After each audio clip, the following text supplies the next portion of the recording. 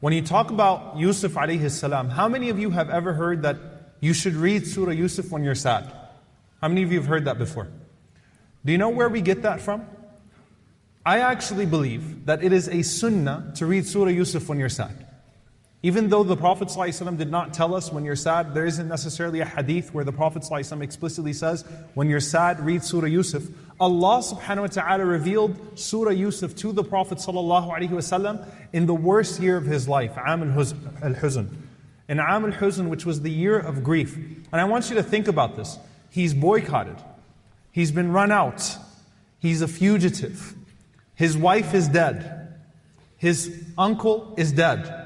And not only that, he's being told, sallallahu alaihi wasallam, that he is the reason why they're dead. That it was this message that you brought, this thing that was not known to the Arabs before that you brought to us, that killed your wife and killed your uncle. You know that emotional guilt, subhanAllah, is far greater than any sort of pain that you could actually experience by losing someone. Being told that you did it, that you are the cause of their deaths. He goes out, sallallahu alaihi wasallam, to Ta'if, and he's rejected in Ta'if with the worst rejection that he has ever faced.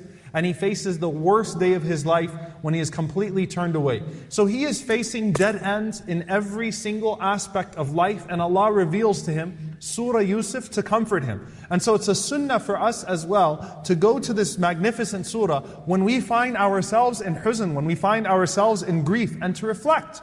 Now with the Prophet sallallahu alaihi wasallam, one of the things about him and Yusuf alayhi salam, and the reason why Allah decided, or one of the reasons, the wisdoms of Allah telling the entire story of Yusuf in one shot, as opposed to the way that He tells the stories of the other prophets subhanahu wa ta'ala, is that the story of Yusuf alayhi salam directly parallels the life of the Prophet sallallahu alaihi wasallam.